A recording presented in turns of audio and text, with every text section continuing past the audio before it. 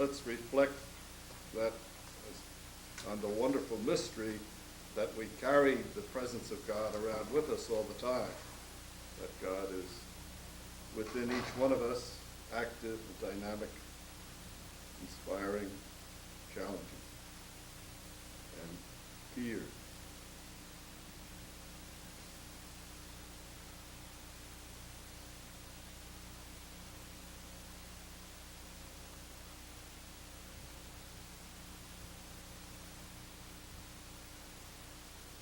Yahweh, I know you are here, standing always at my side. You guide me from the fall, and you lead me in ways everlasting. St. John Baptist Salm. Salute these in our hearts. Well, Gus and I were talking this morning about inspirations that come to us in the middle of the night. One that came to me, I think I should apologize a little bit. You'll get used to the fact that sometimes I tend to exaggerate a bit and get carried away in trying to be graphic. But I had a terrible memory last night of the fact that I referred to the relationship between two brothers as hatred or something close to that.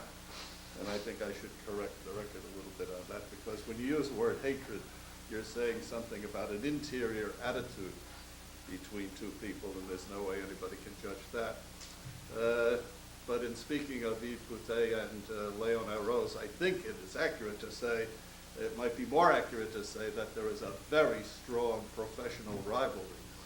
So let's correct the record, because that is a fact of history. Last night, Gus talked more about me than he did about John Baptist Lasallian. And if you want to read my autobiography, he's got it there.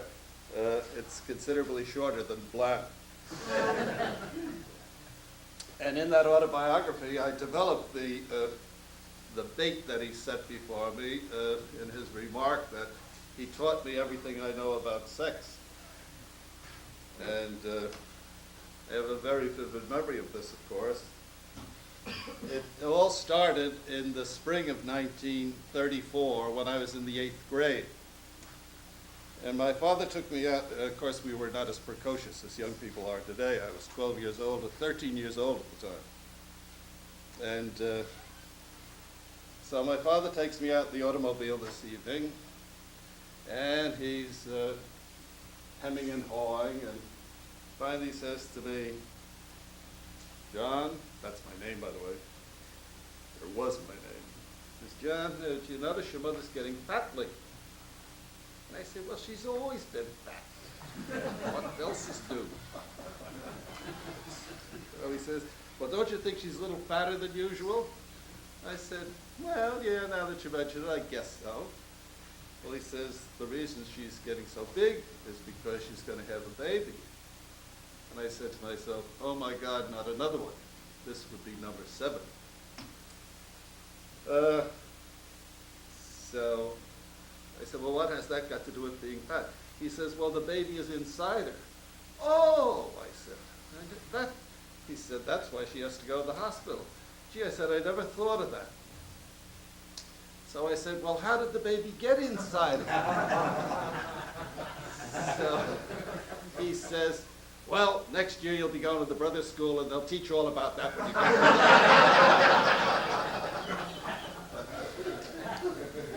So shortly after that, my brother Marcus was born, named after the family doctor, by the way, and not named after Cicero.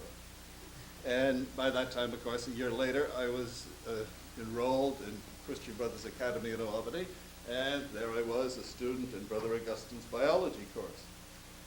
And so about a year later, when I was considerably more interested in the subject than I had been the year before, my father and I are out in the car again, and he says, remember that conversation we had a year ago? I said, oh, yeah.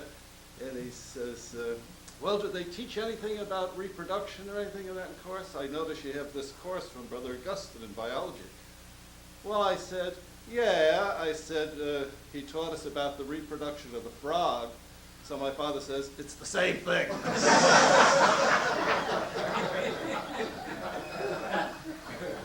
And so that was the end of that. I had to find out the rest of it out on the street where she said those days, where almost everybody else did too. And I sometimes think perhaps it's the best way. And of course, 2 years later, the youngest of the family, there were 8 of us all together, my sister Honey was born, and some of the California people here know her. Kelly teaches in the same school with her husband in Concord, and she teaches in the sister school across the street. Long story to that too, which I may tell you sometime. Okay, a couple of Gus also referred to my having lived with Charles Henry. Well, I think lived under him would have been a more accurate expression. He was the Latin teacher and the Greek teacher in the Scholasticate, and when I went there as a freshman, he was the sub-director, and then he became the pro-director. And in my last year as Scholastic in 4th year college, he was the director. He became the director of the Scholastic for the first time. I was sent back to Washington on the faculty 3 years later, and that was his last year as director of the Scholasticate before he was made auxiliary visitor in New York. And then, of course, I knew him pretty well from all of those experiences, and knew him, needless to say, and had something to do with his election as the Superior General, and there's a long story to that too, which I'm in the process of writing up in my next book. But I think he was the right man for the right job. It'll be interesting to see if Ron Izzetti's book comes out. It's sort of an expose of Charles Henry in some ways, but I tried to pay tribute to him last year at the convocation because I think it was one of the most significant things that happened, not so much the election of American, because he never identified very much with the American brothers in the Mother House, certainly not during the chapter that elected him. He rather took, but I think the significance of Charles Henry, Buttimer, of course, was his family name, and by the way, he never used it. It's rather ironic that we call this the Buttimer Institute, and nobody ever, even all the years he was the general and everybody else was using their family names, he was nothing else but Brother Charles Henry. But at any rate, I think that he really internationalized the Institute. He made a conscious effort to make sure that all different countries were represented in the General Council, and he de-Frenchified the Mother House, and it used to be called the Ile de France in Rome, because it was so completely French. Well, everything else was Italian. So he Italianized the Mother House. His successor Spanishified it. But,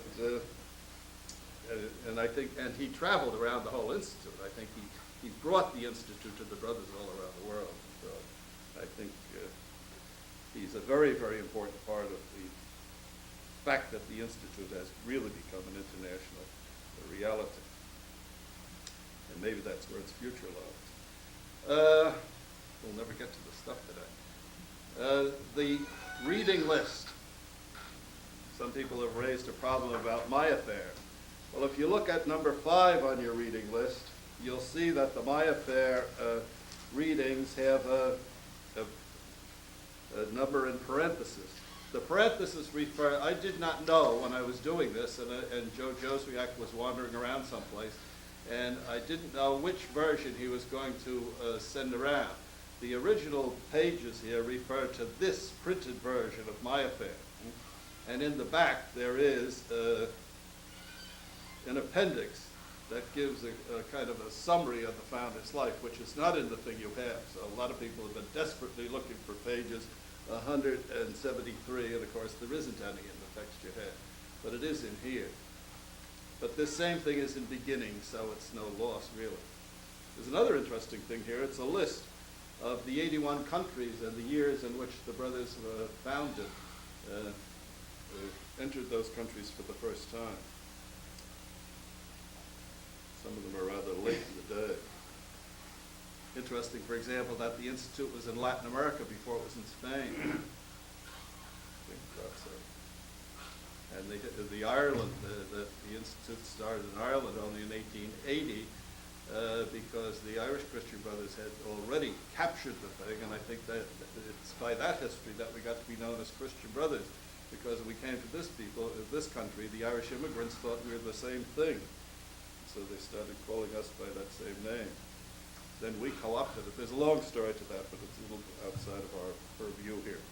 So anyway, this is the my affair. For the rest of it, your reading assignments are in parentheses. But let me say this about my affair: that the instructions were you were supposed to have read that before you got here, to kind of give you an overall view of the thing. So if you have to neglect anything, you can neglect the my affair, and I really want you to concentrate on the blank. Frank? Among those years in the back there of my fair, there's 1680. Is it correct to say that our order was founded in 1680, or is that sort of arbitrary? We'll come to that.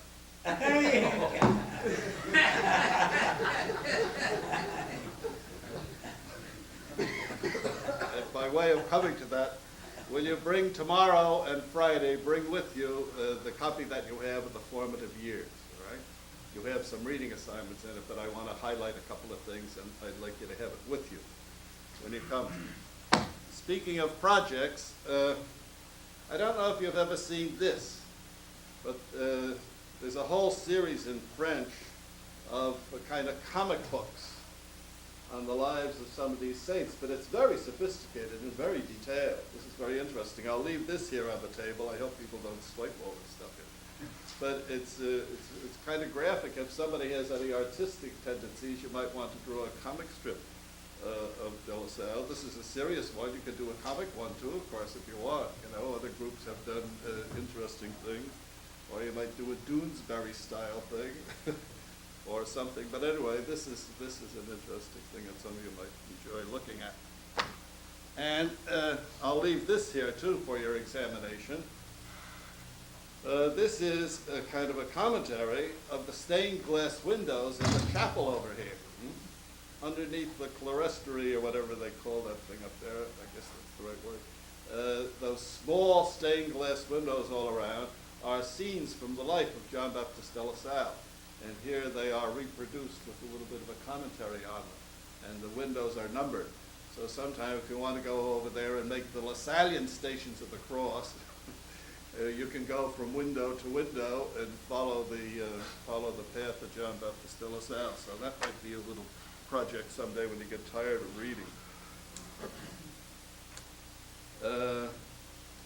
Okay.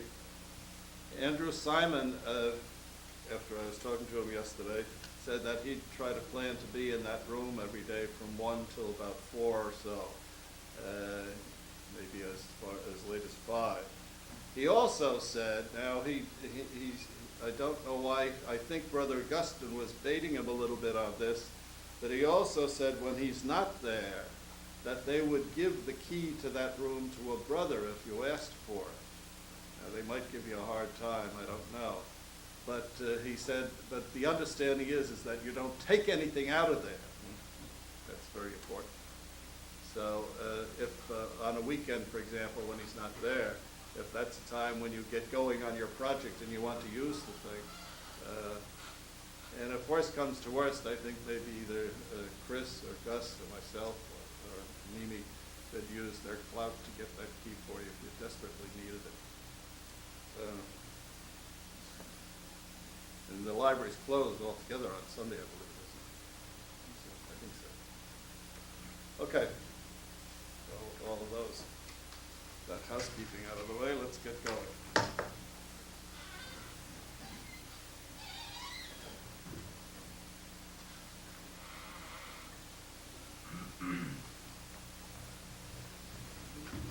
Whether this system is faster or the other one, but anyway.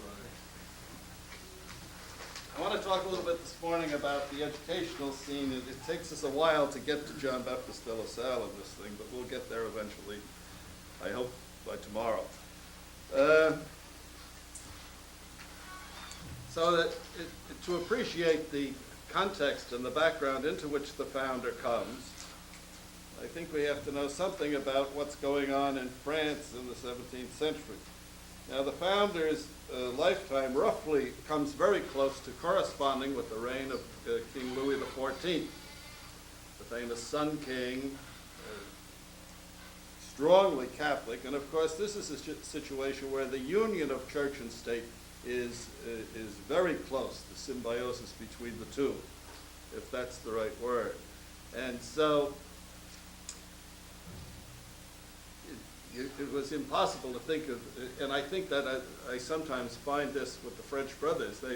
They tend to, when you read the lives, especially of some of the Holy Brothers, and even the founder for that matter, they identify being French with being Catholic. It's all part of the same thing. It's one of the problems with internationalizing the Institute, and it's one of the problems we sometimes have, or did have years ago, even in the United States, where it's authentic Catholicism is supposedly only the kind of French variety, but the two are so intertwined in a person's experience. This is not just a political scheme, but it's a way of thinking. It gets into the inside of people. So in this situation, the whole field of education, the supervision of the schools, was considered to be an ecclesiastical function. Although the state set the educational policies, it was the church that was supposed to implement them. And so the religious communities, therefore, could be approved, as I have here, by letters patent. Letters patent, of course, are letters of incorporation. That's what that really means. To teach gratuitously, but that was not the usual case. Even when the Institute got letters patent, that wasn't really quite the same thing. So that was the rare thing that a whole community, because the whole system worked differently.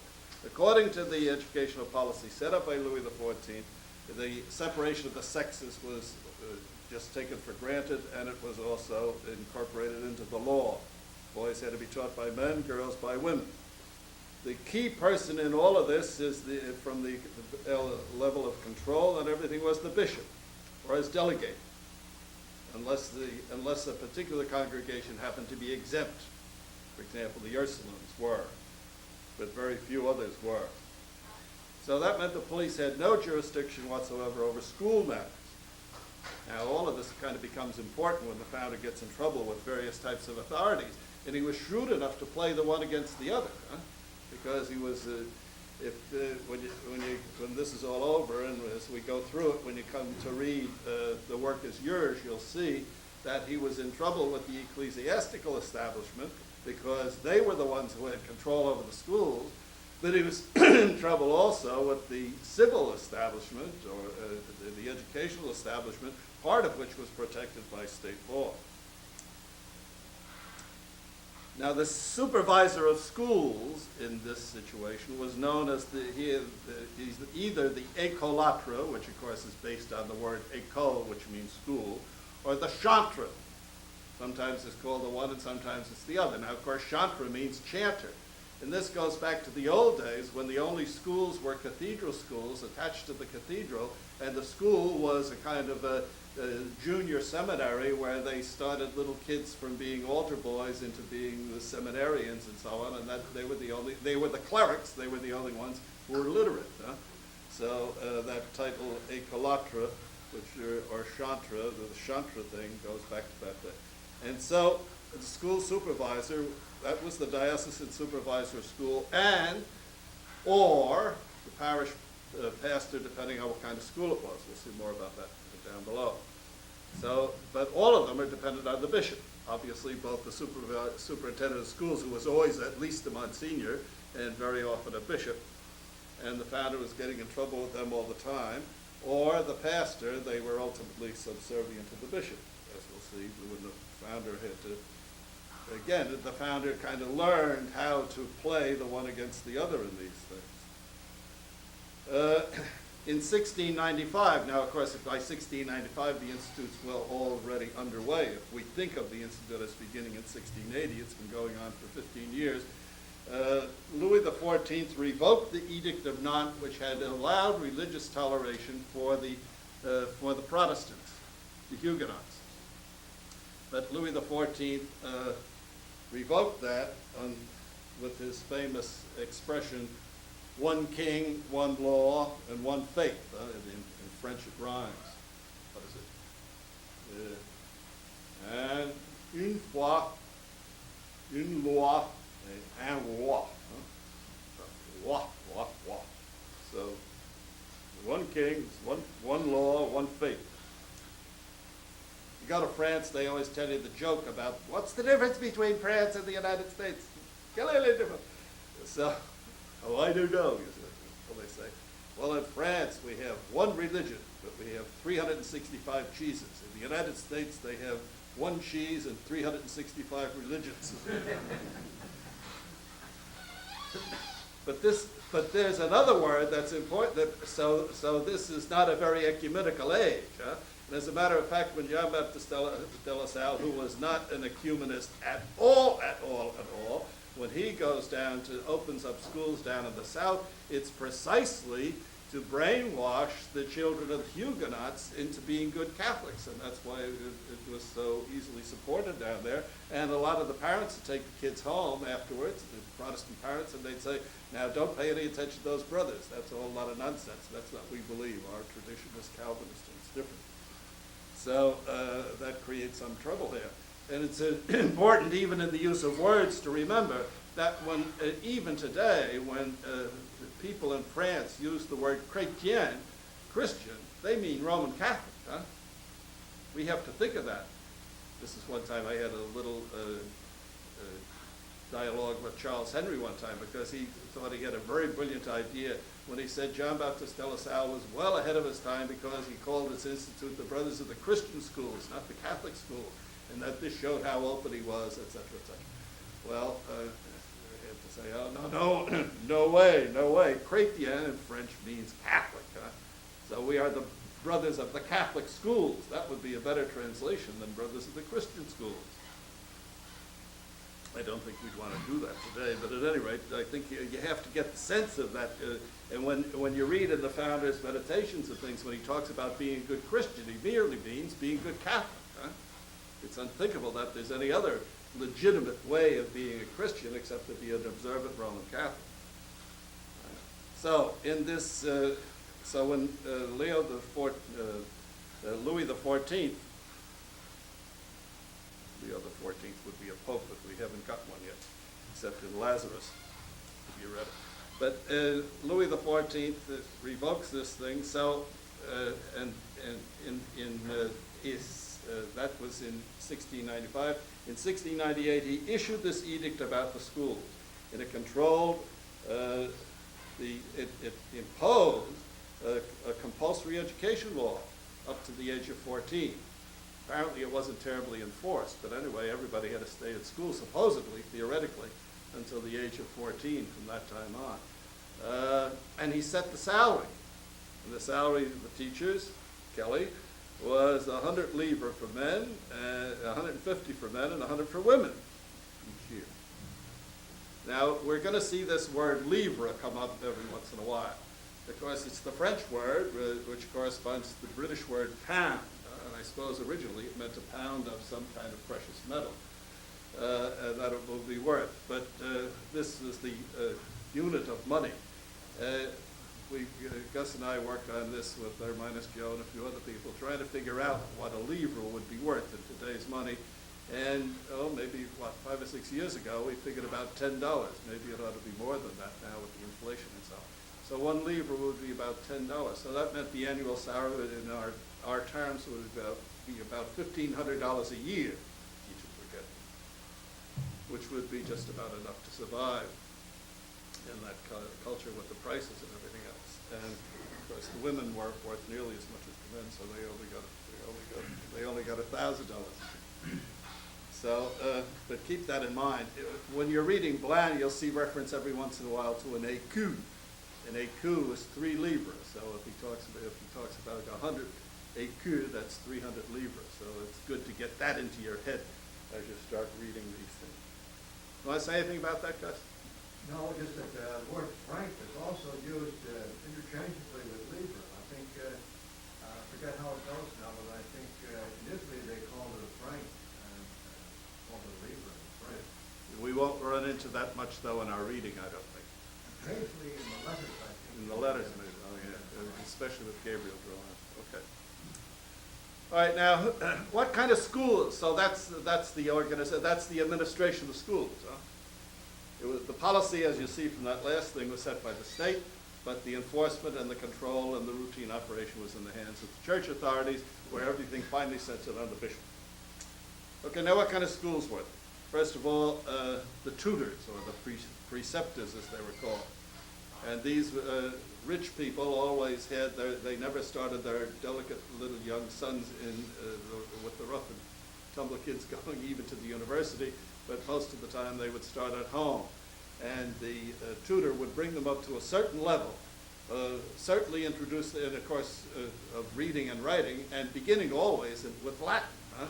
So that by the time they even entered grammar school, they were already fairly used to reading Latin, as we'll see when we begin to look at the founder a little more closely. The official decree of 1898 has a special word of caution to parents about these preceptors, because they felt that the preceptors, a lot of them were thinly disguised Calvinists who were going around trying to wheedle their way and have an influence over the rising generation of the leadership in France, the nobility and the upper bourgeoisie. And so the king was very, very anxious that parents be very careful to make sure that these tutors that they were hiring were strong Roman Catholics. The colleges, of course, were attached to the university. And a collège, as we see with the Collège des Bons Enfants, that really was the School of Arts and Sciences, but it took everything from the lowest elementary grades through secondary, through what we would call college, and would include the Faculty of Arts and Letters in the university. And that would be the collège. And of course, John Baptiste de Lasalle goes to the Collège des Bons Enfants. That's a shifty word, collège, around the world. A colegio in the Spanish-speaking places is usually a very large, often boarding high school. That's the word for high school. When we go from Manhattan College to Europe, we have to always speak of Manhattan University College. A couple of our colleges have become universities in the last few years precisely because there's also this type of confusion. Manhattan College could not, LaSalle College in Philadelphia is now LaSalle University. It's no more of a university than Manhattan is, but New York state law will not allow you to call yourself a university unless you have 3 doctoral programs. But Memphis, which is now a university, and Philadelphia, which are universities, they don't have any doctoral programs either. But so that varies here from state to state. But anyway, that's what a college was. Now, actually, there was little tuition at the colleges. That's still generally true in Europe. When I had that famous sabbatical year in Louvain, back 20 years or so ago, 1971, just 20 years ago, I was amazed at how low the tuition was. It was something like $50 or $100, something like that, a semester. I remarked that to the bursar when I was paying the bill, and I said, dude, this is terrific. In the United States, this would cost thousands of dollars. He says, yeah, because the reason it's so cheap is because it comes out of our taxes. So he wasn't too happy about the whole system of practically free education. But although the tuition was low, this was no place for the poor. Theoretically, the poor didn't have to pay at all. But they couldn't afford the examination fees. They couldn't afford the type of clothes that were necessary. They couldn't afford all of the kind of extras that went with the thing, plus the fact that the curriculum was absolutely useless for them, because the curriculum was completely classical. All of this, and we'll see this a little more in detail when we look at the curriculum in the founder's thing, but it was all Greek, Latin and Greek literature, and then they went right into classical philosophy. And so it had no relationship to their lives at all. And of course, the whole program was geared to bring them all the way along to a terminal degree, whereas the poor kids had to be yanked out of school at the age, the boys at the age of 9 or 10 or something like that. So this was no place for the poor whatsoever. Now the writing masters. Now, of course, you have to keep these two groups separate. The schoolmasters, number 4 on your sheet there, and the writing masters. They're two totally different things, and they spent most of their time, as a matter of fact, arguing with one another. The writing masters now, they were under the protection of the king, because these were not so much considered a school. What this was a guild of skilled writers, professional writers.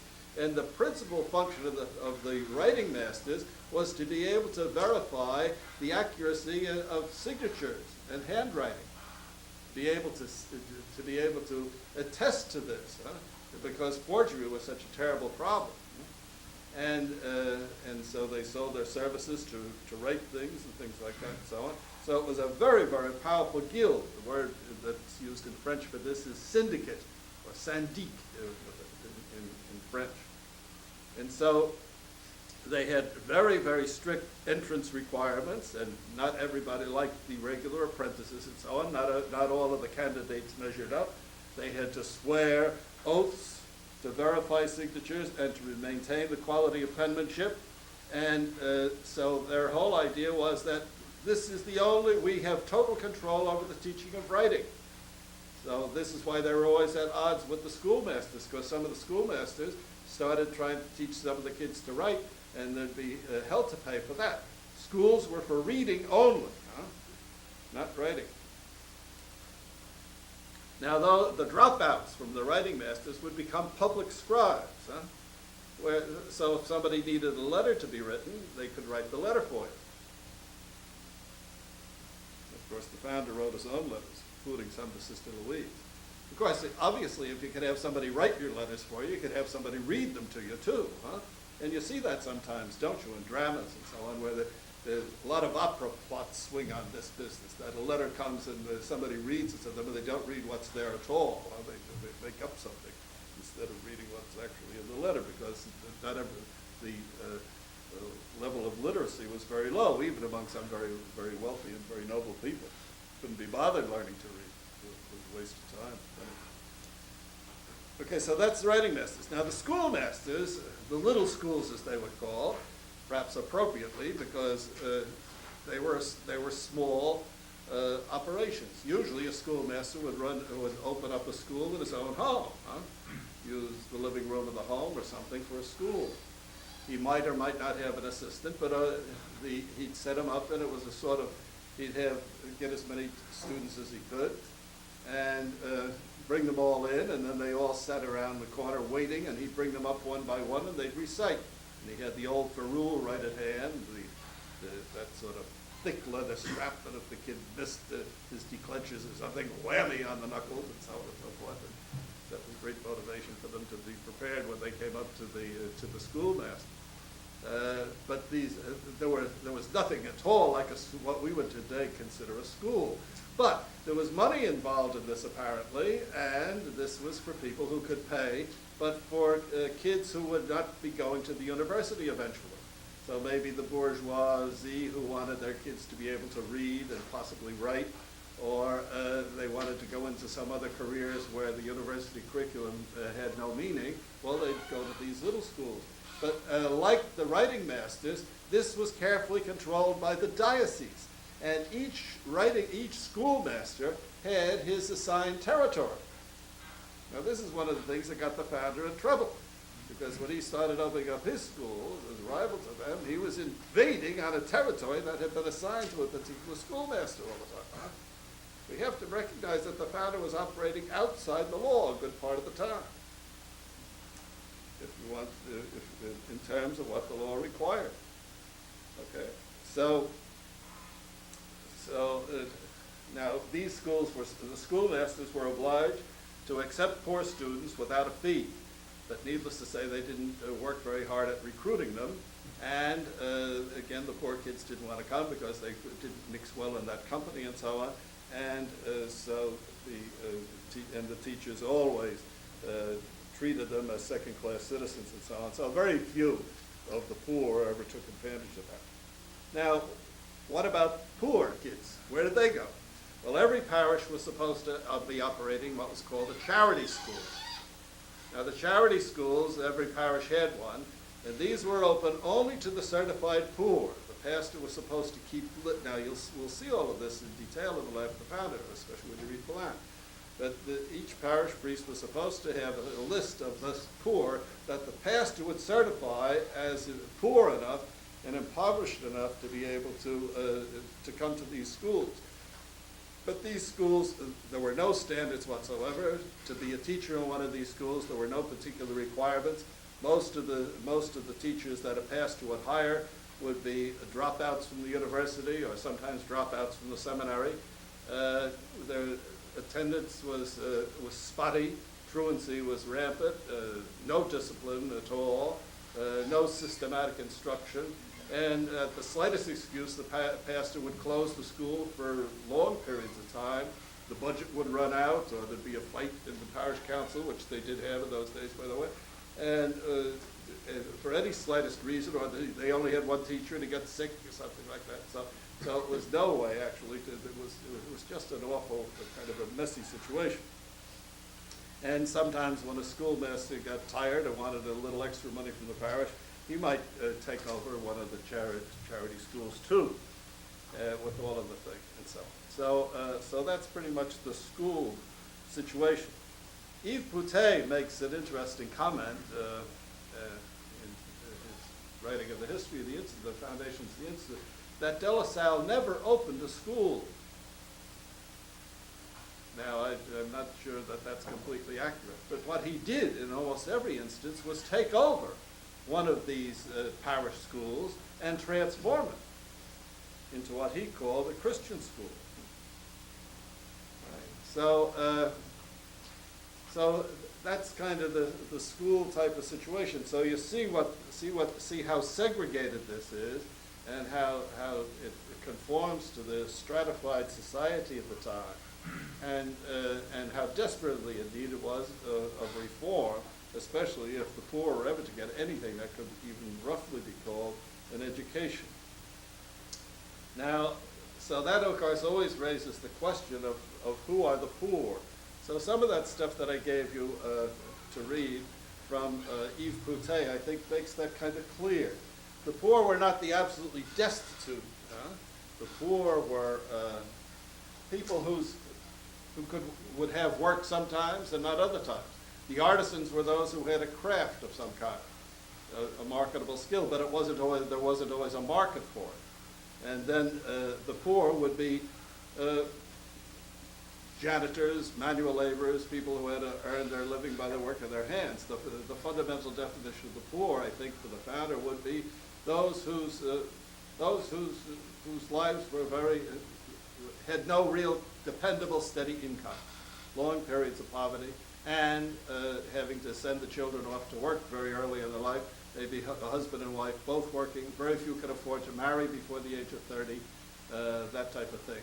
The absolute destitute, the worst cases and so on, were not exactly the group that the poor addressed. Now there was another institution here that we should mention, in addition to the parish schools, that more or less corresponds to that, and that would be the General Hospital, as it was called, the hôpital. It's difficult to translate because it's not a hospital in the modern sense. I use the word hospice sometimes, but that has other meanings in English too. But these would be the poorhouse, and every major city had one. And of course, Adrien Niel comes out of the hospice in Rouen. The building still exists, and the founder finally wound up there with some of the brothers, as we'll see. Now, in this poorhouse, the poorhouse took care of all of the problem people in the society. That's where the half-crazy wound up, the destitute, the homeless. Sometimes parents who had to work all the time would put their kids there, and vagrants. It was a very, very mixed sort of a thing. And so this movement to try to get some kind of an education of the poor, there would usually be some kind of an educational program associated with the general hospice. So that's another type of institution that was there, and Boutet makes reference to that. So And in addition to all those people, you'd have the incurably sick who would be part of the thing too. And when the brothers go to Rouen, we'll see what a bad deal they got there, precisely because they were going to, because they had to serve all of these various types of needs. Right? So, one of the reasons why the founder, so what about the Christian schools? See, what was a Christian school? Because it doesn't fit into any of these categories. I think that's one of the things that the founder had to find some way of describing the type of school that he wanted his brothers to be involved with. And so, of course, Christian, as I said, it already means Catholic, and it's clear that the founder wanted the school to be an instrument of religious instruction, but that was characteristic of almost every one of these schools in a Catholic, in a very Catholic type of society. This is what I had the argument with Bonaventure Minor over. So he felt that if we call it Christian school, that meant that this was a school where religious instruction was paramount. Well, there's truth to that, but I think that the other thing is that he wanted to have a term that was different from charity schools. Some others before the founder had used the term Christian and charity schools, but I think the founder just decided to call them Christian schools because he wanted to indicate that this was something distinctive. And it was done the school was run in a distinctive way by a distinctive community. So when people heard about like Frère de l'École Chrétienne, that would mean something very distinctive to them. And so the distinction, of course, would be those things. Of course, religious instruction, but then the other thing would be excellence in quality as distinct from the charity schools. And then thirdly, of course, the principal thing was gratuity, and gratuity for all, no matter who came. And that's exactly what gets the founder into an awful lot of trouble. Jean Pongier has put together a few little, he was putting together some notes one time when I was over there. Jean Pongier is one of those who's been working a lot on the conduct of schools and the whole business of schools. And he had some photocopies of some lithographs now, these sheets that I have are based on that, but maybe you can examine these yourselves a little more, and then there's a description of them on the second page in French, and you can read the French. But let's just take a look at some of these lithographs from the period, so you can kind of see.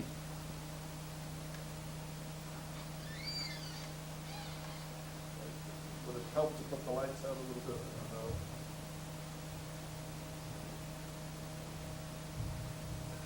But that's one of the preceptors.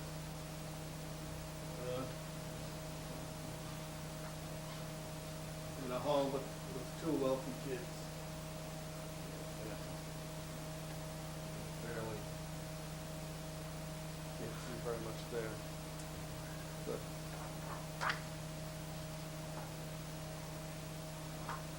now this would be a typical schoolmaster. And if you look closely, you can see the ferule, or no, it's the preceptor. That's why. One of the preceptors. Yeah. Here's the ferule here. He's got it ready to hand, ready to wallop them.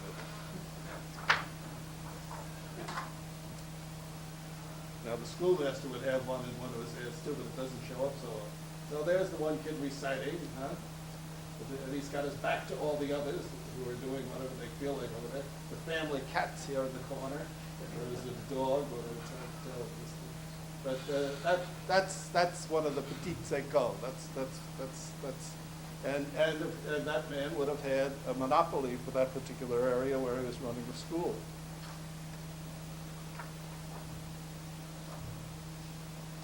Now this is one of the public scribes, one of the dropouts from the guild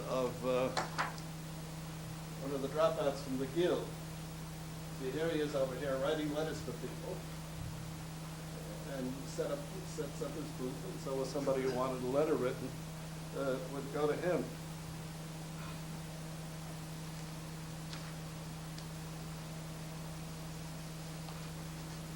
Champagnier quotes here a typical request for a letter, and this is in poetry in French. And it all rhymes in French. Monsieur, je suis très malheureux, j'aime une jeune demoiselle, et je ne suis point connu d'elle, elle se nomme Louison. Monsieur, I'm very unhappy. I love a young woman, but I'm not she doesn't know me, and her name is Louison. And I know very well her house, and it's necessary that you take up your pen to write me a letter full of beautiful discourse, or that you do it in verse, or that you explain to her the day when I first got to know her, and that there is not at all anywhere in France a man more in love than myself. And I want that you will express to her my faith. And afterwards you will say to her still that in my soul I adore her, and that her beautiful eyes make me die. You have the knowledge to write this well, and if you will do the rest, go ahead. And finally, I want to protest to her that I wish to live now and forever as her humble servant. And it's necessary then, and then at the bottom of this, it's necessary to put, or at the top of it rather, to Mademoiselle Louison, living with the Alazan family, just on the 6th floor, near the Cabaret de la Cage. I don't know what's the Cage de Faux, and in a room 2 doors removed near to the Church of St. Peter.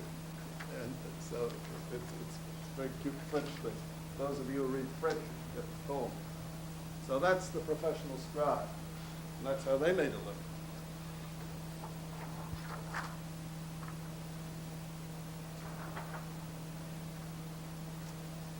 And this is see it says down here, the chambre du syndic.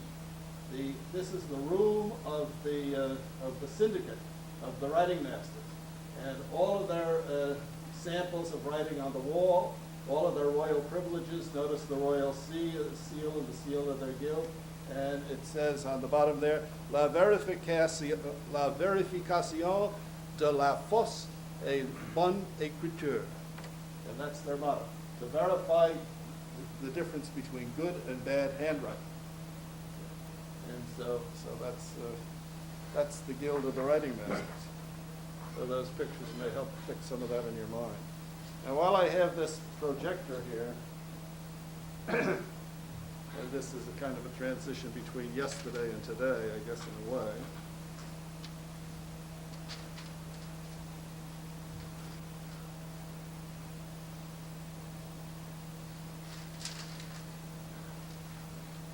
Here are some samples of Jean-Baptiste de La Salle's handwriting. Now, I just clipped these out of the 900 samples or so that we have that Léon Arose has in his thing. The one on the top, he was 15 years old, and he's signing the birth certificate for the birth of his brother Pierre. And notice how heavy and intense it is. Now, these samples, more extensive samples from the letters, I guess, of his handwriting were submitted at various times by various people to be analyzed by handwriting experts. And Léon Arose told me when the results of this first came out, Nisei Joseph was the superior general, and he swore that he said to Arose, it's a good thing you weren't around when the founder was being canonized, where he never would have been. And the superior wanted to suppress it because, now Gus will go into this in greater detail, that he shies away from remarks like this, which I'm not at all afraid to bring to the fore. And so here's one line, and it's all indicated with the characteristics of the handwriting that are the clues to this. It says, he shows resentment, moreover, that borders on touchiness, the angles of the letter A. He does not find it easy to accept criticism from others, even when such criticism is justified. There are times when he has a strong tendency to succumb to sensuality. The open A and the open O. You better take a look at your own handwriting. Especially when he is quite nervous. He is austere, but in trying times tends to become irate or to become sexually soft with an impulse to self-satisfaction. That may be a comfort to some of you, or us. But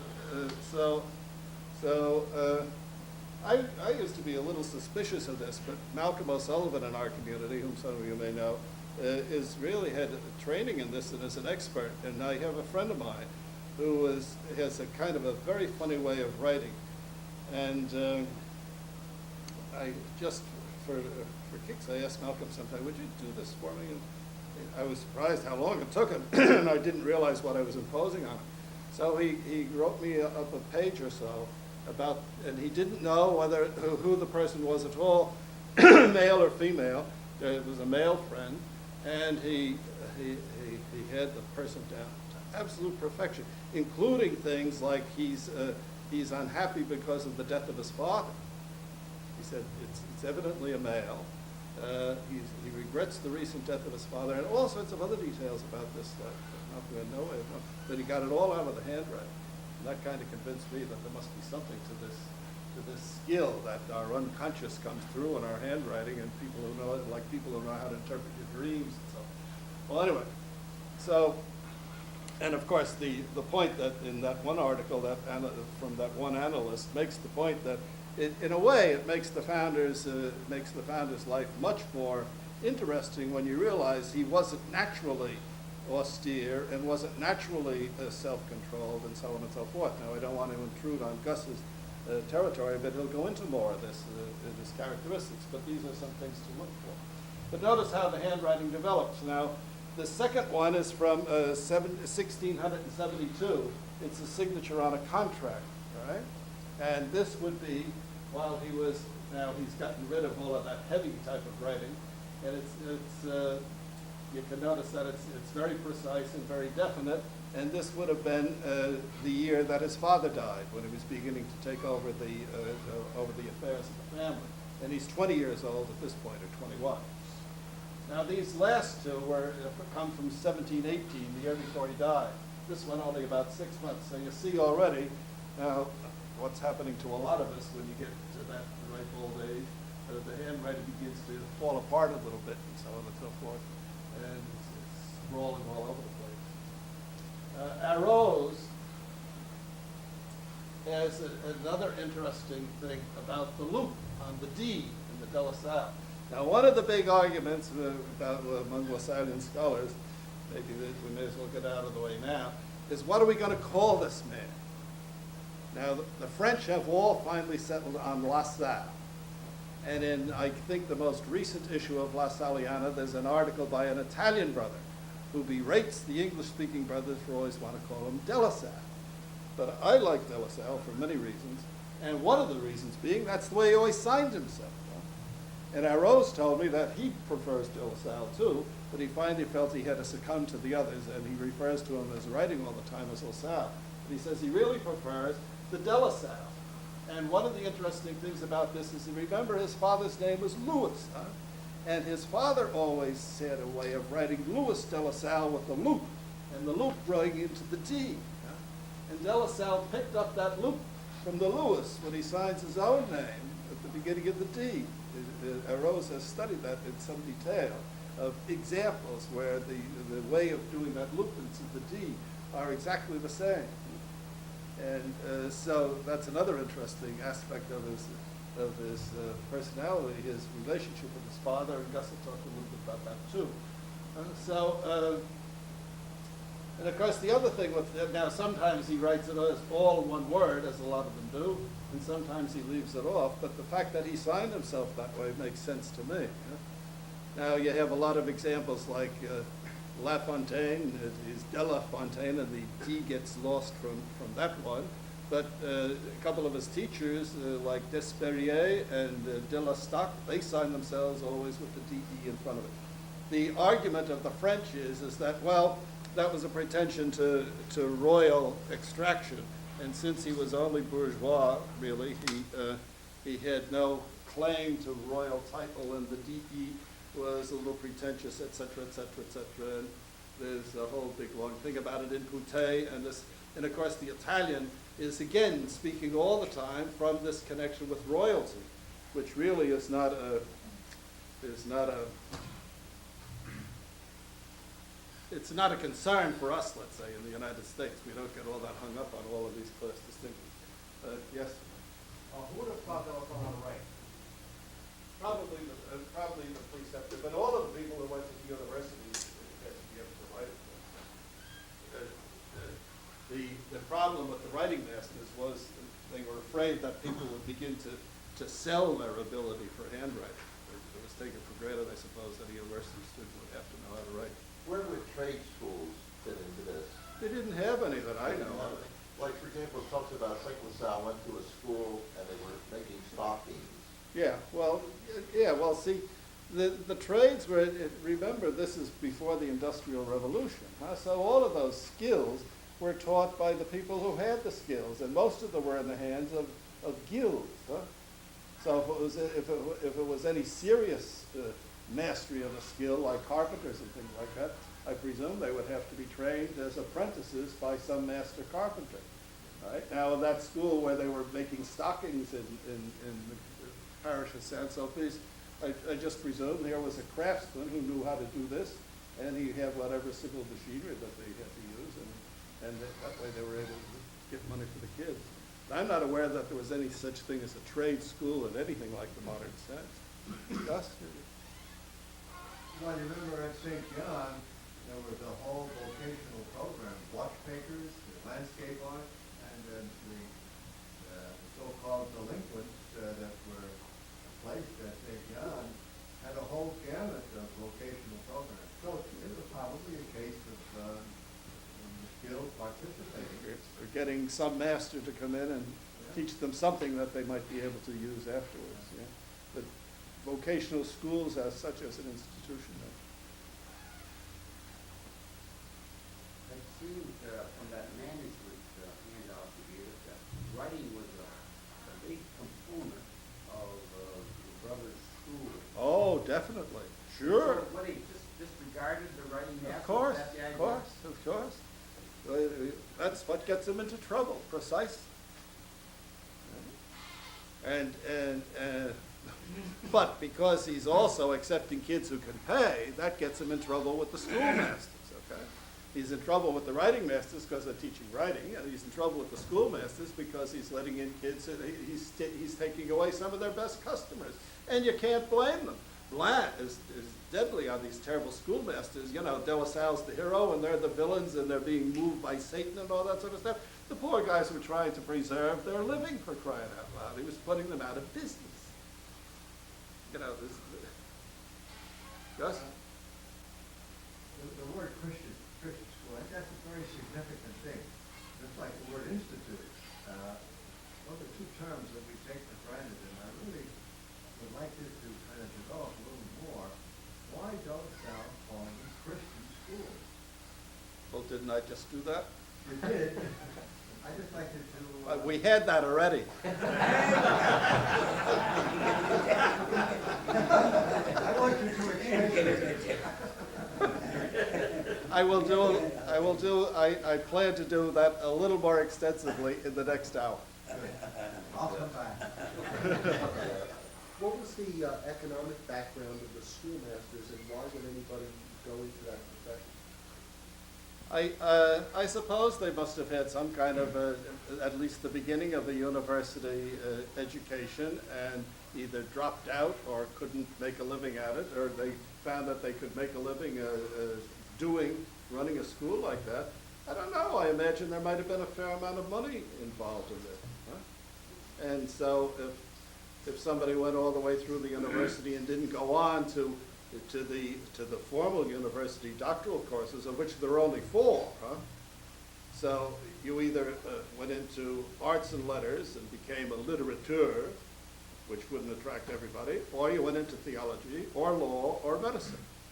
So somebody who had started off in the university or had gotten that far enough, but how far in the university they would have had to go to run one of these schools is very problematic. Some of them, I suspect an awful lot of them might have been dropouts from seminary too, where they would have gotten enough of an education to be able to run a school. Don't forget that it was primarily the mastery of Latin. That was at the heart of the whole thing, and all they had to do was to teach the kids to read, and to read Latin. Not understanding. Not understand it necessarily. Well, in our schools, they didn't have to understand it. In these, maybe they eventually got to French. This is all Buttimer too, by the way, so we're intruding on it in a way, and it's not my particular field of expertise, but it won't prevent me from trying to answer the question.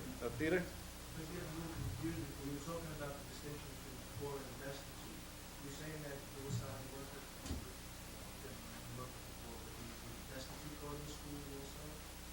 No, I don't think so, and I don't think he was interested in that.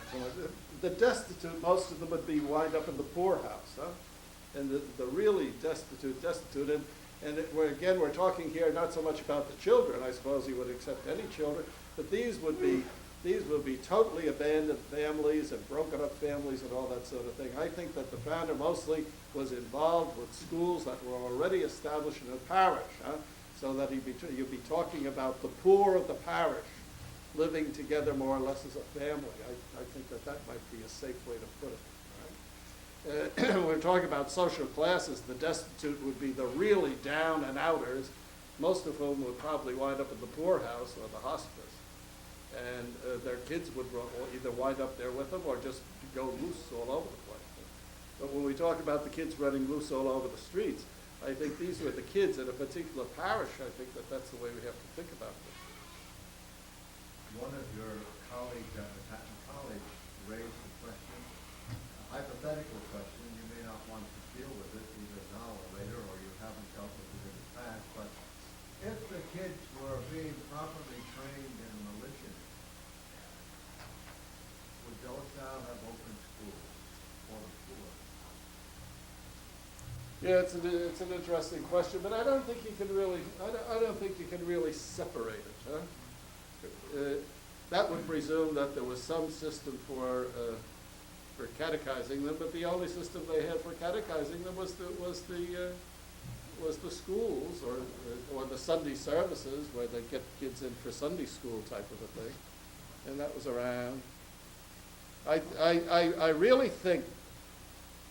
See that I guess my answer to that would probably be yes, he would have, because he saw the school as an instrument for being able to be with them all day, from morning to night. I mean, Boutte makes that point, doesn't it?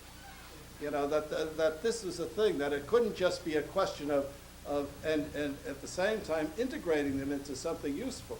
But I think that he saw the school as an instrument whereby you could have this, and I think it's still the valuable thing, which we all know about the school. You have these kids for a very high quality prime time, and all day, every day, except Thursday. But certainly on Sunday, you had them at Mass all Sunday morning, and then you'd have them for catechism on Sunday afternoon, followed by bring them to church for Vespers. I told him that in the Conduct of Schools, English translation by Law Hill, there are 180 pages on the Conduct of Schools, only 25 on catechism, prayer, and mass. Yeah. On the other hand, if you look at the duties of a Christian, that's the biggest book that he has. So, yeah. But I think he saw that. I think he finally saw that whole business of a school run by together and by association. All that. Chris. I was in answer to Gus's question, coming back to the point you made about the way the school was thought to be part of the church's mission and Christian meant the full life, the full French life. Right. That those people who were excluded from French civil intercourse would be those that the founder was concerned about. The nobles and the more wealthy merchants who had their schools that brought the example of French society, a way of living, which was a Catholic way of living. The destitute were being taken care of in the hospital, and there were some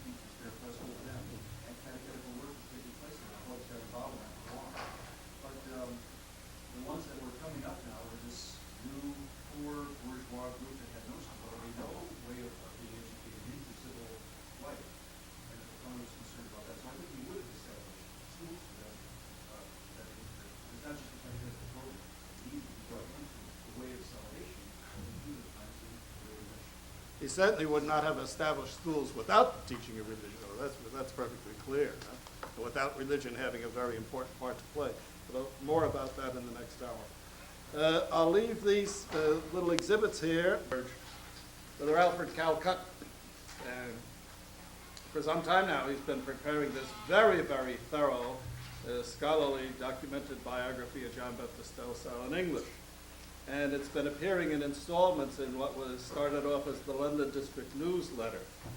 And he goes regularly to Reims, and he's been able to dig a lot into some of the social and political history of Reims, more than anything else that I've seen in English at least. Last time I was in Reims, I was able to pick off some of the books that he's been using here, especially he refers to a couple of them here and there, this De Port book, for instance. So I don't know exactly where this fits, but I think you would find it interesting to read. Notice that he uses instead of the term bourgeois, he uses the British term burgess. Huh? Remember the House of Burgesses in Virginia? I never realized that was the House of the Bourgeois, merchants, in other words. So bring these pages with you maybe tomorrow also. But it's hard to see exactly where it fits in terms of my presentations. But on the one with the map, this will be, we'll have to talk a little bit about that tomorrow when we begin to talk about the founder and his family. But it gives a good idea of the social status of the family. The one on the social classes in Reims has more to do with what we were talking about earlier this morning, about who were the poor and the destitute and so on, and where they all fit. And the type of people that the founder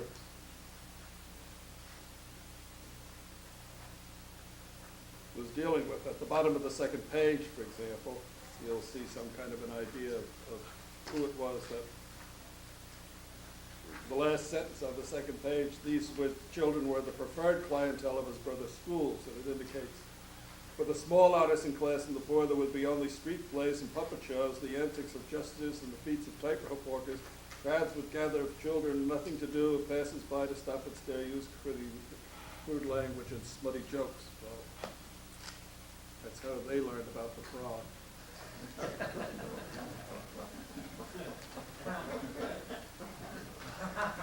All right, let's turn now to this sheet that we just passed out. Now, one of the things that's emerging from contemporary scholarship is that a lot of the ideology that we used to use, or that we were all brainwashed into, was that John Baptist de La Salle was the great innovator in the field of education, that he was the first to use simultaneous method and the first to start instruction in French rather than Latin, et cetera, et cetera, et cetera. Well, the fact of the matter is he probably innovated next to nothing. On the other hand, he made it work, which nobody else before him had done. So in all the biographies, and Rigaud was pretty good on this, and even Blanc has a long section in the beginning. And when Blanc was translated by Hernandez, Brother Charles Henry, who was at that time the assistant, and no, it was after he finished as general and was more or less in charge of the whole thing, he said, well, it isn't worth doing all that whole first section of Blanc. In a way, it's too bad he didn't, although from your point of view, it's a good thing he didn't, because that would have been another 100 pages or so you'd have to read. But at any rate, that's a good bit of this material is there and elsewhere, and I have a whole chapter on this in The Work Is Yours. The title of the chapter is The Need is Very Great, because as you remember, that's the way the original rules started off. The need for this institute is very great. Well, in terms of what we saw in the last hour, I think that should already be apparent. But it was apparent to a lot of other people before John Baptist de La Salle, and I think we ought to have some idea, at least, of who these people were. Again, this relates more to Buttimer too than to our work here, but it's absolutely necessary, I think, if you're going to understand Blanc and the whole progress of the life of the founder and what it was he saw and how he got increasingly involved in it. Okay, so the first one is this Pierre Fourier. That N should be an R, and it's already marked, I think, in your copy. And notice it's a double R there, although in the early 1700s, all of the proper names in French were by law, I guess, revised and the spelling revised so that there would be a consistent spelling. Too bad they didn't do that with Irish names in the United States, so that all the Kellys would spell their name the same way, for example, or the Kavanaghs, or any of those Irish names with so many variant spellings of which some families become very proud. Well, it was the same thing somewhat in France. So especially a lot of the double consonants were done away with. So very often you'll see him in most modern writings spelled with only one R. You can see he died in 1640. That's 11 years before the founder was born. But he founded this congregation of sisters in the Diocese of Nancy, or Nancy, I suppose you'd say. It's very close to the German border in eastern France. And he began to see that women religious wanted to become religious just to be religious, to procure the glory of God. One of his interesting expressions is this reference to procuring the glory of God, which of course is very much a Lasallian expression. But Fourier's insight was that the glory of God could best be procured through the teaching ministry I have here on the sheet. Now, the word Fourier uses through the teaching employment, emploi. And that's another word that the founder uses a lot, when he talks about what you are doing in your employment. I think that that's a word we ought to take a closer look at sometime, and this just occurred to me yesterday morning. But, because I had ministry here, and I said, I wonder if Fourier actually used that word, and he doesn't. He uses emploi. That being a teacher, being employed as a teacher, in this context, of course, is a way of procuring the glory of God. And that this can be integrated, therefore, with religious life, and it's not something that's apart from it. That there's a relationship between what you're doing in your teaching and the glory of God by bringing, of course, the Word of God and the Christian challenge to students in the schools. These schools run by the sisters were open to the poor, and he thought that gratuity of instruction was absolutely essential if the poor were going to be attracted to the school. One of his major emphases is, again, as the founder saw, the quality of the schools was so terrible that if this was going to do them any good at all, the schools had to be staffed by quality teachers. And so, although this was a sisters' congregation, not all the sisters were teaching. But he, among all of the sisters who went to the congregation, he said, pick the best ones, pick the smartest ones to be put into the schools, and give them a superintendent of schools, an inspector of schools, called the maire intendant. That's a word that comes up a lot. It's a technical term. It's kind of an inspector. It's used in the civil things, too.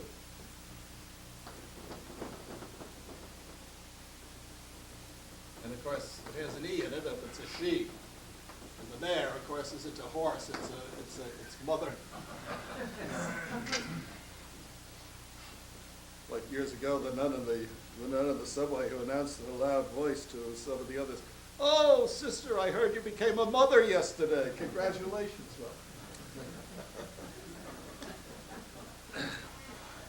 So anyway, but he wanted these schools to provide for the poor a quality education, and that they should work together to develop methods that would prove to be effective. So now all of this is before the founder's even born. And again, since the poor are here, that the emphasis ought to be on practical subjects, and that they should not be taught individually the way that it was being done in the schoolmaster schools, but that they should be put together in groups of equal ability and equal progress along the line. So although he doesn't use the word simultaneous method, it's pretty clear that Fourier was a pioneer and perhaps the first to really use this method in elementary schools. Of course, it was pretty universal in the universities where everything was lectured. And then the other thing is that it's not enough to simply have the kids memorize all this stuff, that somehow they have to understand it. We have to get through to them and so on. And a lot of that depends on how they relate to the teacher. So he has a tremendous emphasis on the teacher being in relationship with these girls all day long. Now, of course, this was simply a diocesan congregation, as most of these congregations of sisters were, and its influence is very limited and so on. But old Pierre Fourier had quite a reputation in his time. Here's a lithograph of him, which I did not make a thing for to exhibit. Not a terribly attractive-looking person. Looks rather gloomy. Gus is good at analyzing portraits. Maybe you can find a happier face there than I see. Now, there was another textbook called The Parish School, L'École Paroissiale. And it was, here's the title page of it, and the author is identified by Monsieur I.D.B. Prêtre, priest. And for the longest while, it was considered that this was an anonymous thing. It was Yves Poutet who finally identified who this character was. And he was the pastor of the parish of St. Nicholas of Chardonnay in Paris, where the founder spent a long period in the last year of his life trying to get away from the brothers again. And we'll see more of that later on. But now, this was produced in 1654 when the founder was 3 years old. So again, this was a tremendous emphasis on the person of the pupils, the importance of getting to know the pupils personally. All these ideas are in here. That the pupils can be taught responsibility by giving them individual responsibilities in the educational operation, something that's very strong in the management and in the practice of the founder and the early brothers. And that catechetical instruction, it's not enough to just be theoretical, that they have to be instructed, but they also have to have the example of role models to show them how to live as Christians. It's interesting in the vocabulary of the founder, the word instruct, instruire in French, the founder always by that means teaching catechism, memorizing the catechism. Then he talks about apprendre, which is to take the catechism and to put it more into practice, make it practical. And that's kind of the vocabulary at the time.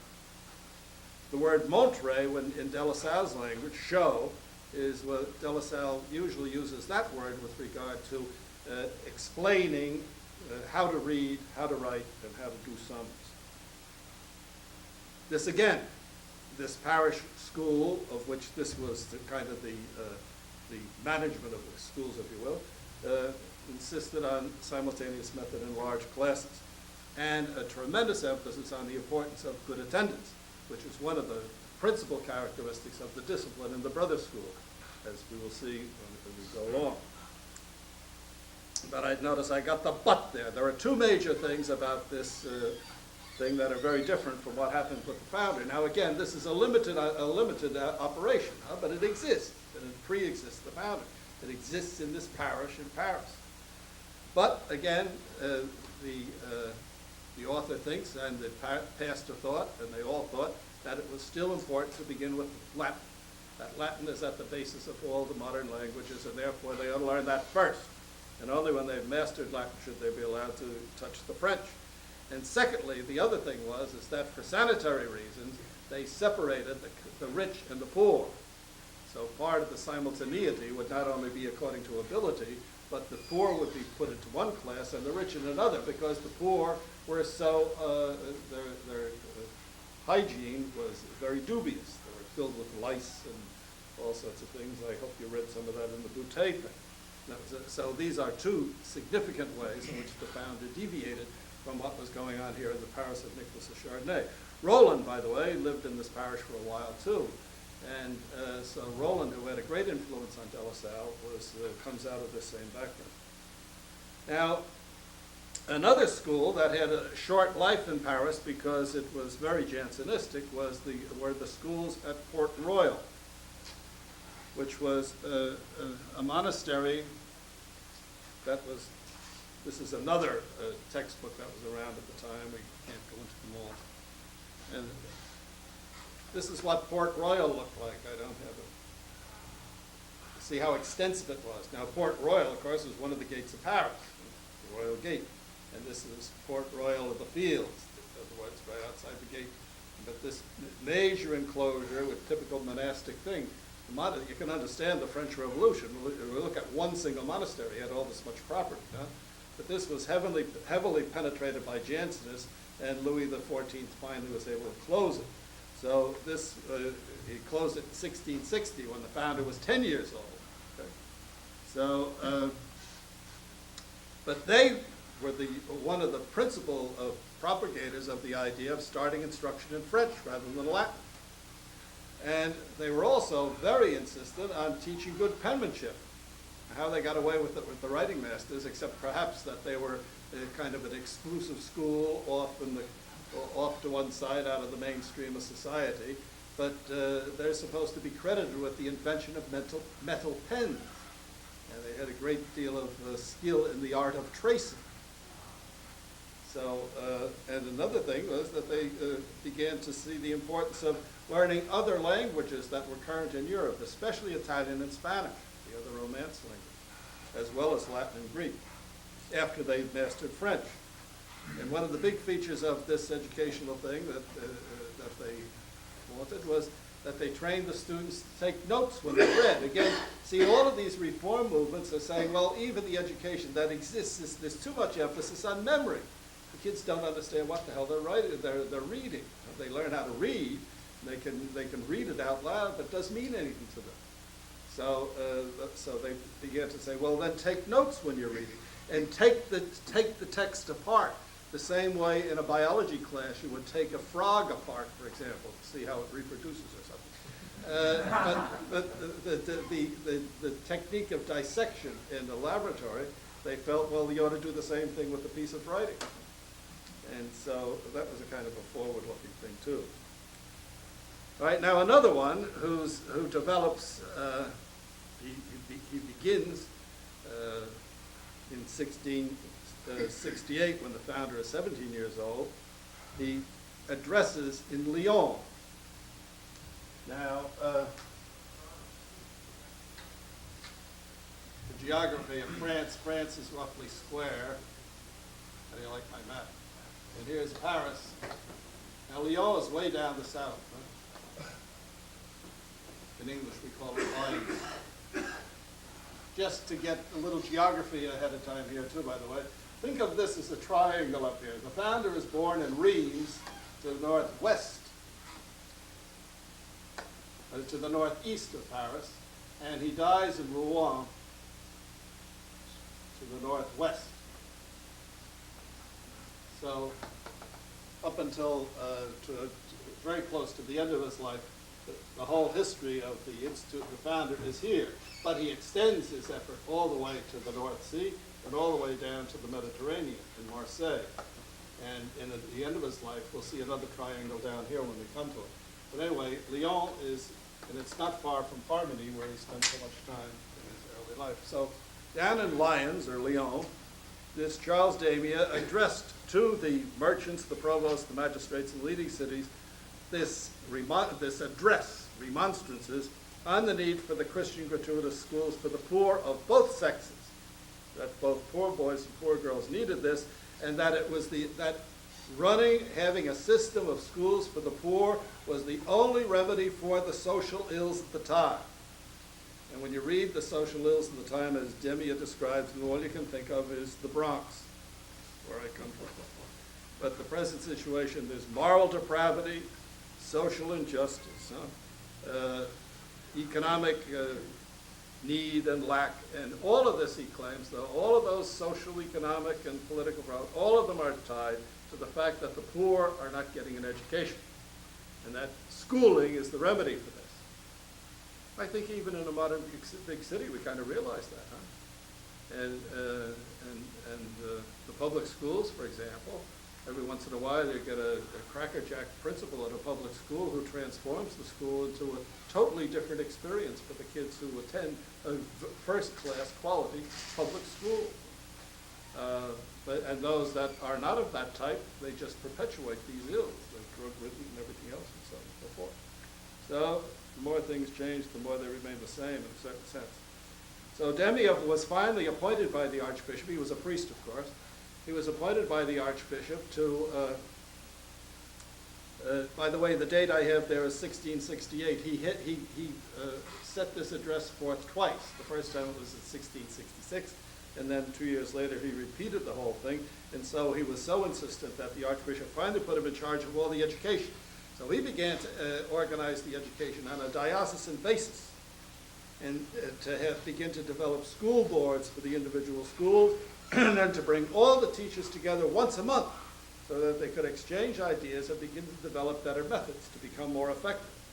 Now, in order to provide personnel for these schools, he figured, well, we've got all these seminarians who are sitting around studying theology and Latin, which is hardly a useful occupation. It's something that they had to get through to be ordained, which is the way most seminarians, in my experience, approach theology, at least when I was going through it. So why not give them something useful to do? So his whole idea was to staff the schools for the boys with seminarians. And in order to staff the schools for the girls, he formed this congregation of the Sisters of St. Charles, which still exists. Their patron was Charles Borromeo, of course, not Charles Dampier. So this was kind of the system in Lyons. Now, interestingly enough, that system did not survive the death of Dampier. There was a terrible power struggle. Some in the Diocese of Lyon wanted to say, well, okay, these seminarians are fly-by-night. It's not their vocation, it's a temporary thing. They teach for a couple of years, and there's a tremendous turnover. They never really develop into good teachers.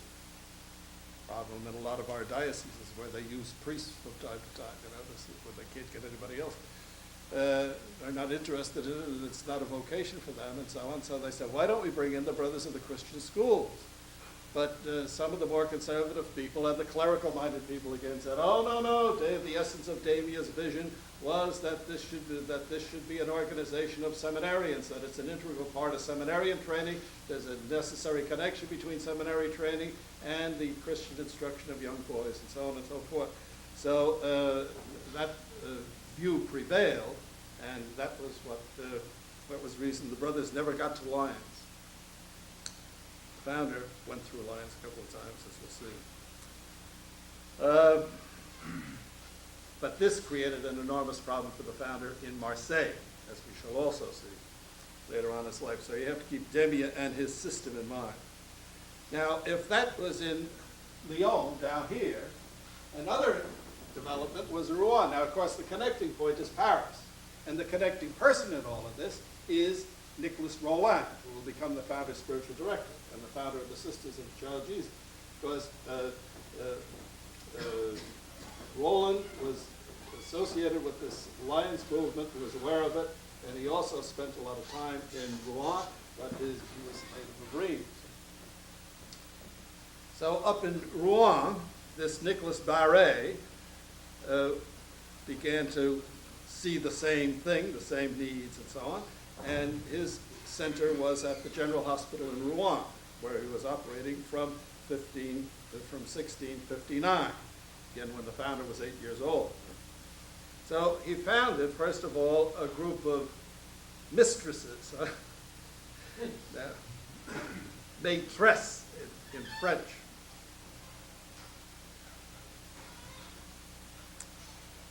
The famous definition of a mistress. That's what comes between a mister and a mattress.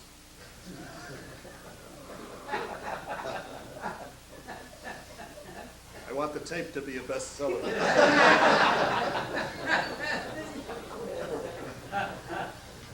Put that on the cover. Again, you see, they're always pretty successful in founding the problem here is getting something going that would last for young boys. These things for girls seem to have much better success. And so the woman that Barré worked with to found these sisters, or mistresses, was known as Françoise Duval. And she will play an important role with Roland in forming the Sisters in Reims. So they called themselves the Sisters of the Infant Jesus of Rouen, again a diocesan congregation. Roland, who was a priest, canon in Reims by this time, was a very popular speaker in Rouen. They had him up there very often to preach Lenten sermons and so on and so forth, because he was an enthusiast and very much concerned. He didn't like the idea of being stuck in a cannon stall all the time, and he liked to get into these apostolic endeavors and so on. And so it was Roland who founded the Sisters of the Infant Jesus in Reims, and he brought Duval and another nun with her to help him get that thing going. And of course that will involve De La Salle eventually. Now in addition to the maîtresse, they had the maître, the masters of the Christian and charitable schools. Notice the term here, putting the two of them together. These are charitable schools. That was the parish thing, but they wanted to call them Christian and charitable. So the founder, in picking off the word Christian, was not exactly original either in the name of the thing. But he wanted to get away from the reputation of the charity schools, and that part of it eventually got dropped. And so Adrien Niel was a member of this group. Now this group was less close-knit than the sisters. There were men who volunteered to work with Niel and with Barré in trying to establish schools for poor boys in Rouen. Now, of course, it's out of this that the institute gets, the brothers gets founded. Right? But the whole thing centered on the hospital, all right, the hôpital, the poorhouse, if you will. So all the poor were gathered there, and all the needs of the poor were taken care of out of this one center. And really, the whole thing was based on the notion of lay volunteers. So, when Roland transforms the thing to Reims, Roland sees that the problem in Rouen was that everything was in the hospital, and there were too many various things that had to be done, too many needs of various types of poor and destitute and everything else. So Roland says, no, if this thing is going to work, first of all, we have to get the children separated from all of these problematic adults. We have to concentrate only on using the school as an instrument for what we want to do. And the only way that this is going to work is if you have a stable religious community with some kind of a commitment, and a religious commitment at that. See, so you can see the thing evolving. So the Institute does not come down out of the sky full blown. All of the elements are already present. Now, I have here a kind of a comparative conclusion at the end. If you look at Damia's system, it's centered on the seminarians, all right? And where teaching is a temporary vocation, it's something that they do in passing on their way to the priesthood, and that failed completely. Barré and Niel, talking here now, of course, about the schools for boys, these are isolated celibates. They're recruited voluntarily. They're celibate. That, of course, was taken for granted that they wouldn't be married men. They were oriented to do this work, but there was no real community. No permanent community grew out of this. It was one of Barré's major disappointments, of course, that it didn't come to that. And that's one reason, of course, as we'll see, he becomes De La Salle's advisor later on when he's down in Paris.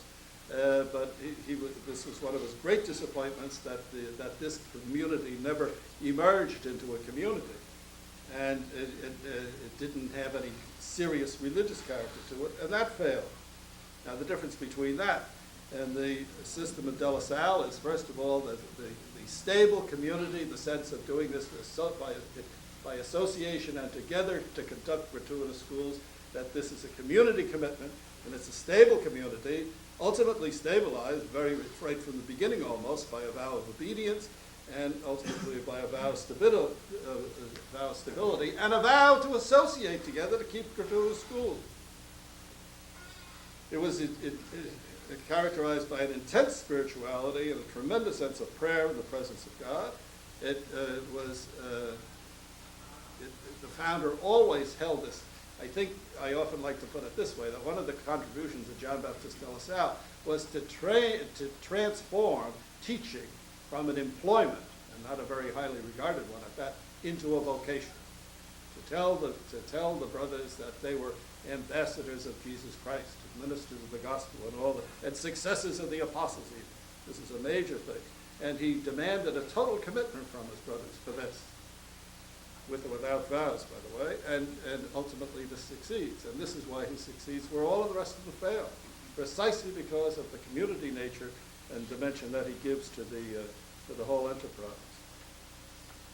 All right, so you ought to know a little bit about some of those people, and we'll see a lot of them again, especially Barré and Roland, and needless to say, Niel.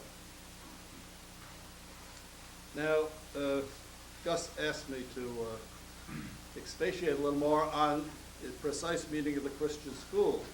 And since he's been through this before, or maybe, so I had something prepared. So I intended to do this, so I wasn't kidding. But I haven't got a sheet for this. I don't know why I never put a sheet together.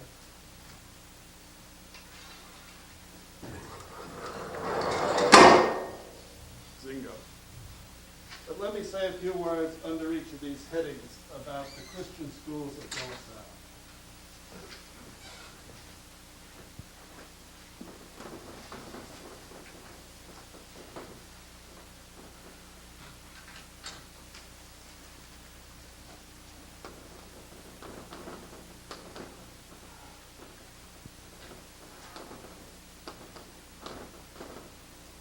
So, first, the community of teachers.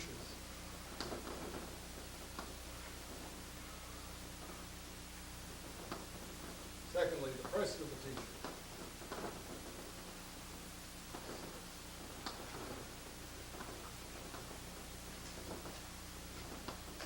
Third, the student.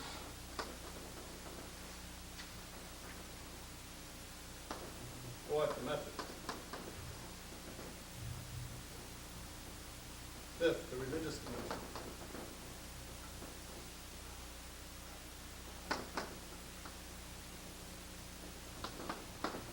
And sixth,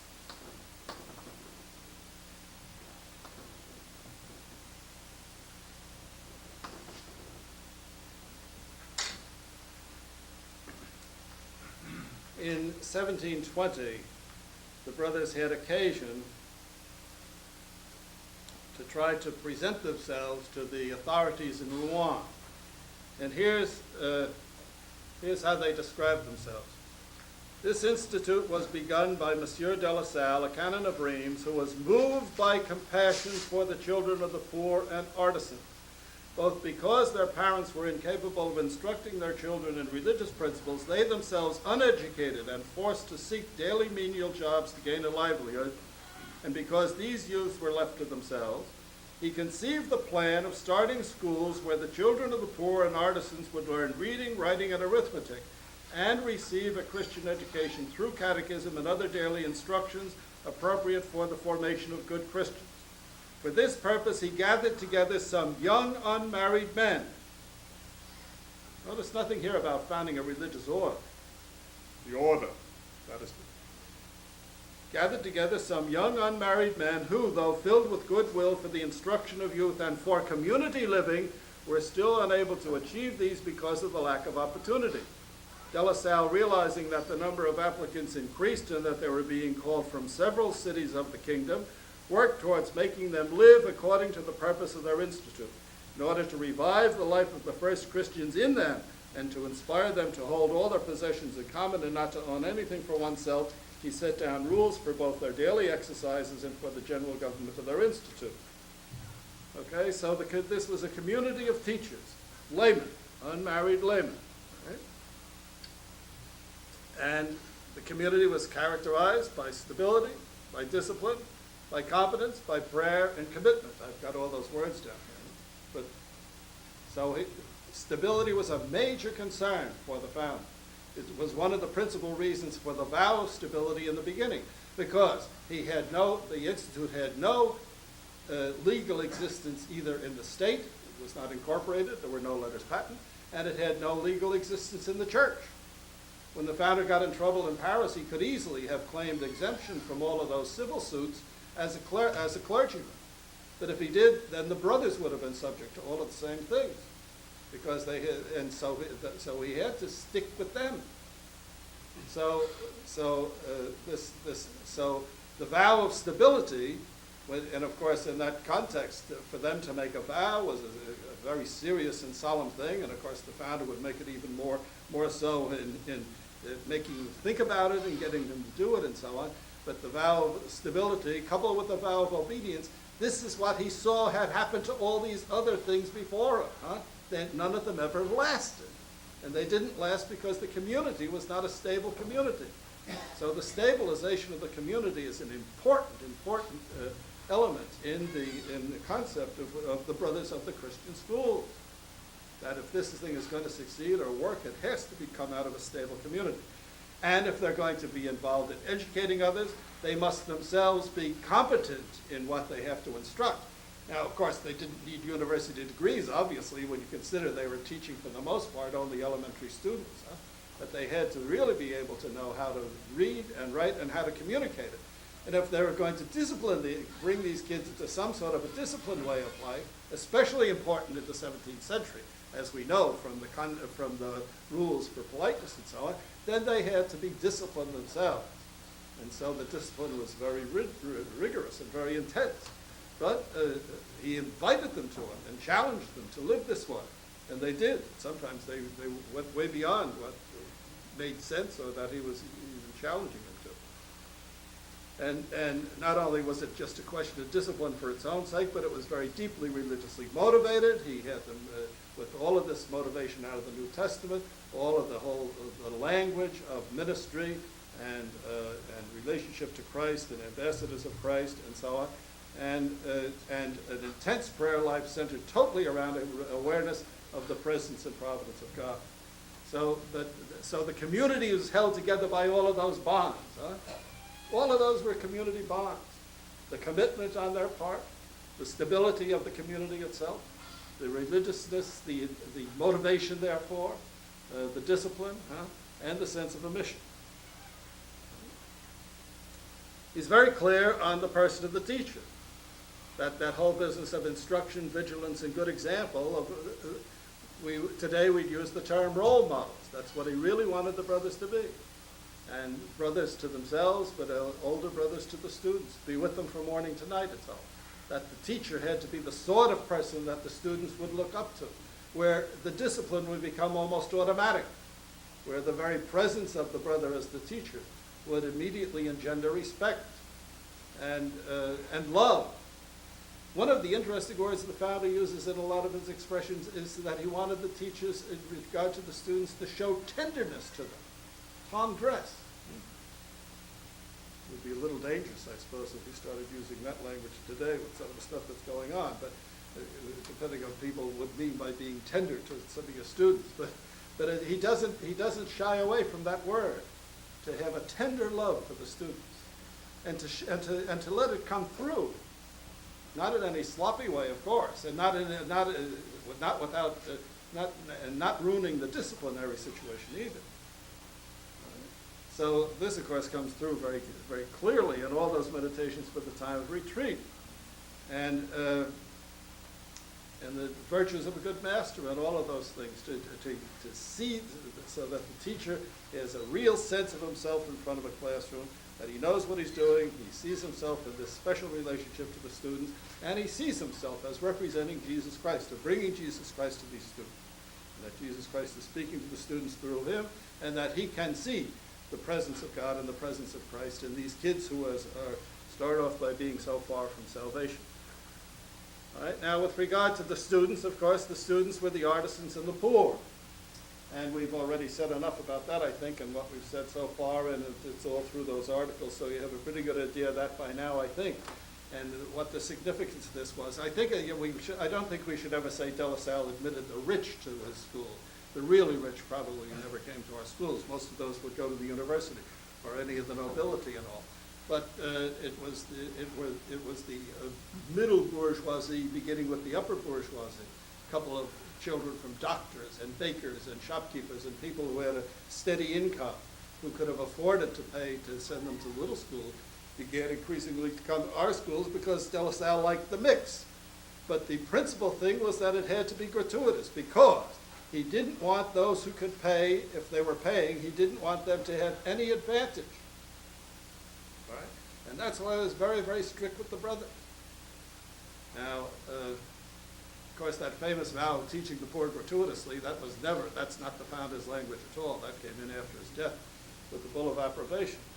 But it seems to me, and of course gratuity now, we don't even talk about it anymore because it's so absolutely realistic.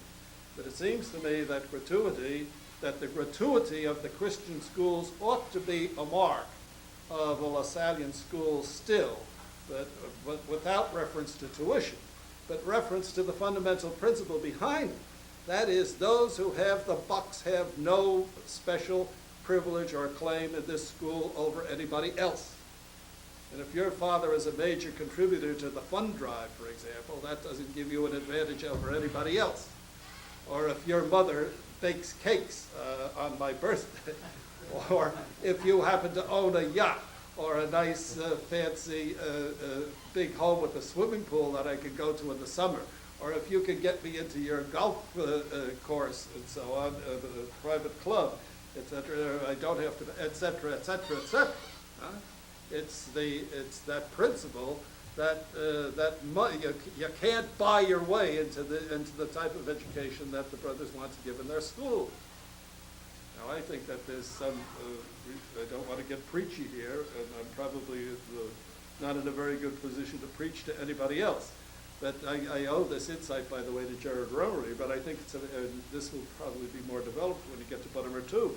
But I think that there's something in the tradition there, and this is hardly ever mentioned when we talk about the characteristics of a Lasallian school. Because I guess we'd be ashamed to, in some Lasallian schools that I know about, to claim that that everybody gets an equal shake, and that the brothers aren't the least bit interested in getting any little side perks from the families of the students. Look at who's laughing at me up there. Well, nobody's going to throw the first dough.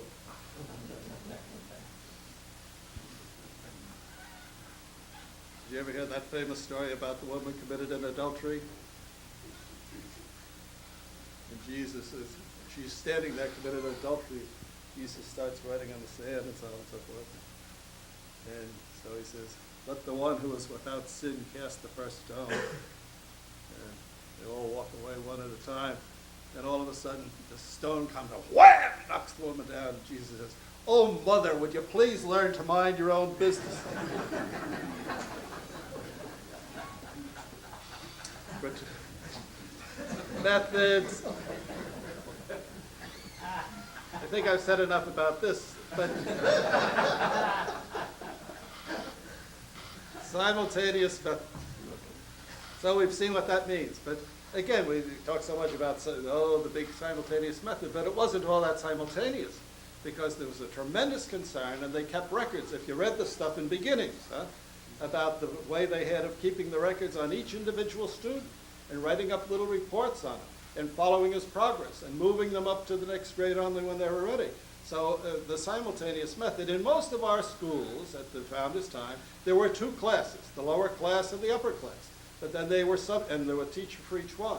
But then they were subdivided, and the teacher would move from one subdivision to the other. Meanwhile, the student monitors would be responsible for monitoring those subdivisions while the teacher was busy elsewhere. So they had certain responsibilities, and all of that's how the brothers were able to manage classes of enormous sizes, sometimes anywhere from 80 to 100 in some schools. So the simultaneous method was simultaneous, all right, that it wasn't individual tutoring, but it certainly was different. The tremendous insistence on attendance, both on the part of the teachers and the students. The idea of French before Latin, emphasis on practicality, discipline. The founder has an awful lot of stuff on discipline, that it ought to be very used rarely, but used when necessary, and graded according to the offense. There was corporal punishment. It was provided for, and it was allowed. It was supposed to be very rare and used cautiously and so on, not as an automatic thing, so kids got used to it, and not going beyond the possibility of dismissal. If it proved that a student was totally incapable of being helped within the school situation, the founder had no qualms about getting rid of it.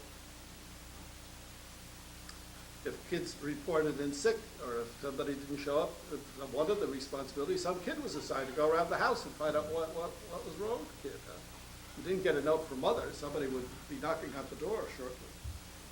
All right? And so those were some aspects of the school and the methodology that was used. The religious dimension, of course, was pervasive through the whole thing. As we looked at that curriculum, catechism was the first thing in the morning and the last thing before they went home. There was the hourly prayer and the half-hourly prayer, the continual recollection of the presence of God when the bell rang and all that sort of stuff. I pointed out yesterday the importance of, for the founder, of the fact that they would be able to formulate or to repeat the formulas of faith and to make a formal act of faith in those things, and that they would know the commandments and that they would know the maxims of the gospel and be motivated to live according to them. So there was the doctrine, and there was the moral, if you will, or the religious practices, the maxim of the gospel. But it wasn't just a question of pure memory. If you read the meditations from the time, for the time of retreat, one of the things that the founder is always insisting on is that it's the teacher's job to try to make the students into disciples of Jesus Christ, to get them to fall in love with Jesus Christ, to get them, in our modern expression, to have some kind of a sense that they have a personal relationship to Jesus Christ, that God loves them, that the message of salvation is for them, and so that it's more than just repeating the formulas of faith and rattling off catechism, that the brothers were encouraged to try to get that through to the kids, that God was interested in them and their plight in spite of all their difficulties and so on. And of course, in those days, the theology of salvation presumed that most people were not going to be saved. Today we presume that practically everybody is. So, but what religious instruction meant, it was a special way of being a Christian. It was more than just being a good, observant Roman Catholic. I think it was a real attempt to effect some kind of a conversion in these kids. And then finally, over the course, and we'll see this as we go along, we won't go into it now, but there were special ventures in the field of education. The founder did not stay stuck simply with elementary schools. As we'll see, he tried 3 times, and no one of the 3 lasted very long, to set up training schools for teachers.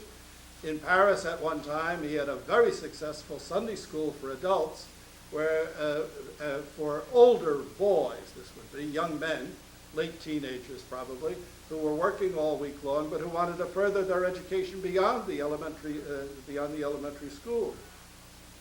When he opened St. Jan, he went into 2 new ventures, which Gus has already mentioned, and and we have that book now about what was going on at St. Jan. I think Gus will say more about that as he goes along.